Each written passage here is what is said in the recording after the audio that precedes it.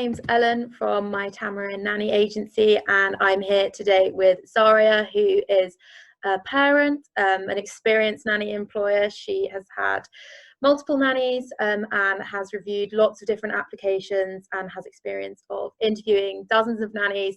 So she's the right person to talk to in terms of screening nannies and how parents go about that process. So thanks for being here, Zarja. Yeah, my pleasure. Yeah, so just to start with, could you explain to us what kind of the first thing is that you tend to notice or tend to look into when you are looking into a nanny's CV or profile? Yeah, so when I look at CV, like with many other things, first impressions matter. So I'm looking for how well organized is the CV? Is it tidy? Are things aligned? Does the CV have the top and the tail and some sort of a meaningful order of how information is structured? If there is a photo is also incredibly important.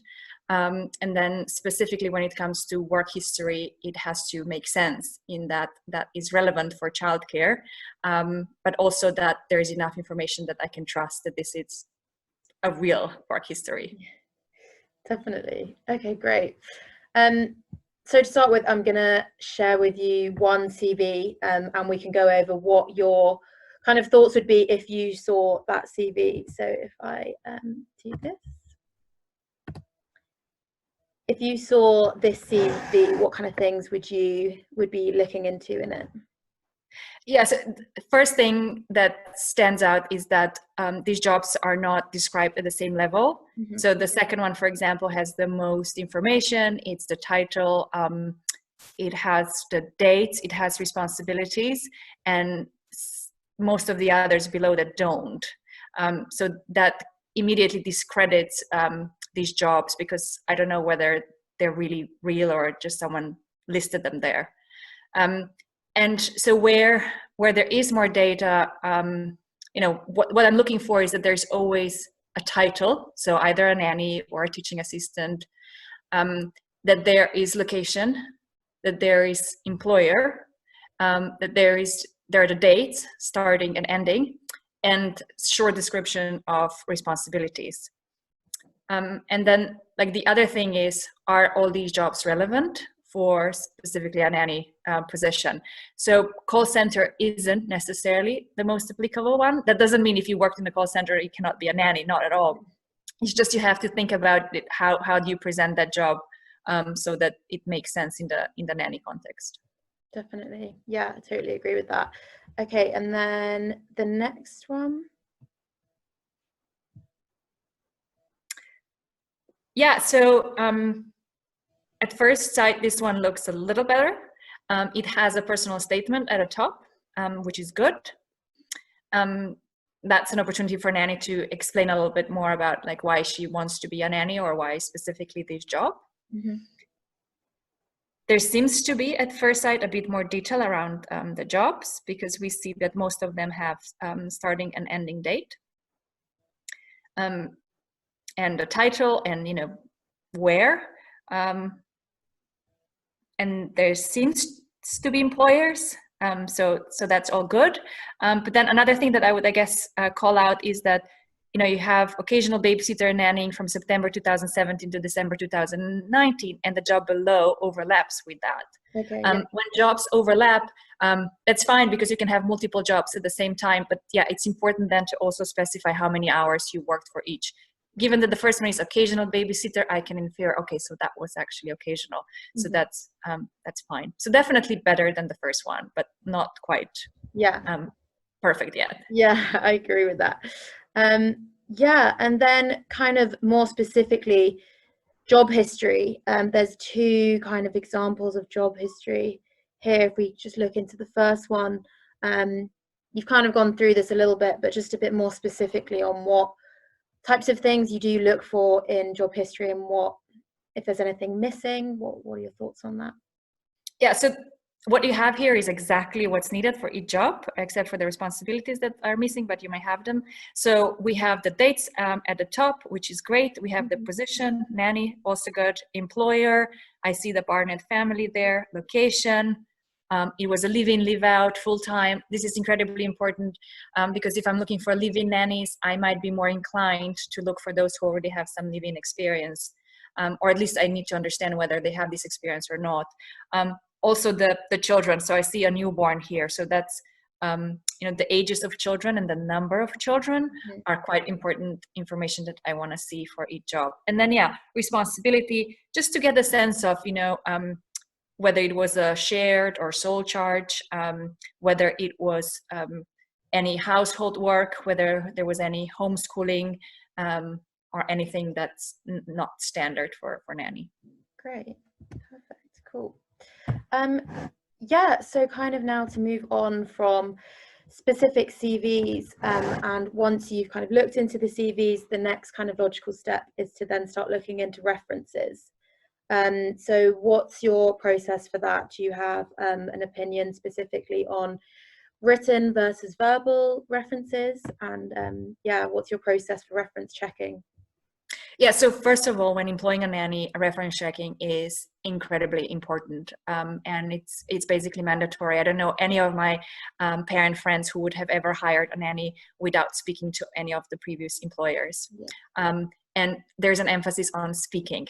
So a nanny can have as many written references as she has, but it doesn't really, they're not really valuable until you have actually spoken with people who had supposedly written that. I say supposedly because I have seen a fair share of fake references. So how have I learned that the references were fake? One, because I couldn't find anything about those supposed employers online. I always look for that employer on LinkedIn or somewhere else. If they have absolutely no online presence, that immediately makes me suspicious unless I get to talk to them. Also, sometimes they have funny emails that are not their first and last name, so that is also a little suspicious.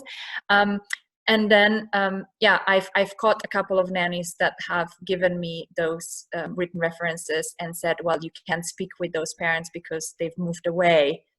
That shouldn't be a reason, right? Not in the digital sort of era where we can easily communicate with people on the other side of the globe. Or they've said, I've lost touch with them. Now, it can happen sometimes with a family, you lose touch, but not with like 5 in a row. Yeah. And so that's all to say, until I've actually spoken with the person who had employed that nanny, I'm not going to be employing that nanny. Yeah, fair enough. And speaking of the kind of digital age that we're now in, another incredibly vital part of checking a nanny is now the social media presence. What's your process of checking on social media? What things do you look for, and what would be kind of like red flags if you saw them? Yeah, so just to emphasize, Ellen, this is what most of our parents will do. We will do just a general Google search with that nanny's name, and try to see what exists, like what kind of digital footprint she's made. To be more specific, I would look into Facebook and look at her profile, and you'd be surprised at how many nannies have completely open profiles and a lot, if not too much, personal information there, including photos that are not appropriate, or activities that are not appropriate. And given that, a nanny is a job where you're entrusting your child with, you want to make sure that this person is mature, professional, and will make the right decisions when you're not around. So if I see someone who's engaging in, funny activities online, that's not going to leave a good impression. Speaking of Facebook, I would also go into some of the groups where nannies and parents engage, and I would search by their name and see what kind of comments they're making there, because that also says something about the nanny. Some of them can be quite argumentative or have strong opinions about certain things, and I think that's all fine, but it allows me to assess a nanny from a different perspective too, and whether she's a good fit for us. Anyone is, of course, free to say whatever they want, but I think nannies need to be aware that what they're saying is public. I would also look into their Instagram account and typically all that is open.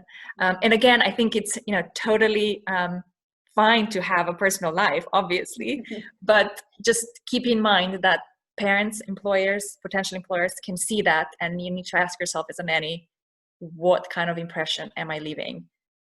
Do I make an impression of a serious, mature person that, you know, parents can think that I'm responsible enough?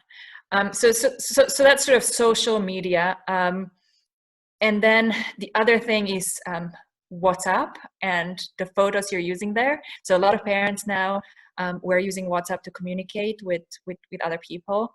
And again, if there's a funny photo there, disclosing too much of, you know, people's bodies, that makes me a little nervous. So I would suggest all nannies to always have like professional photos on their any social media profile or any such communication platform. And I say professional photo, you know, should be your sort of your face, smile, like show that you're warm. Think about it as a passport photo, but with a smile. Don't make it a selfie.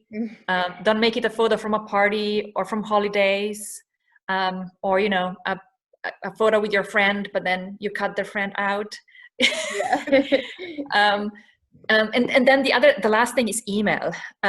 So what always confuses me, and I don't know why that's so common with nannies, they will use funny email addresses like I'm the best nanny at gmail.com. Or they will, the name that it's in their email, like the displays, like, you know, Maria Jones, won't match with the name that she's using in her email because it's going to be Veronica.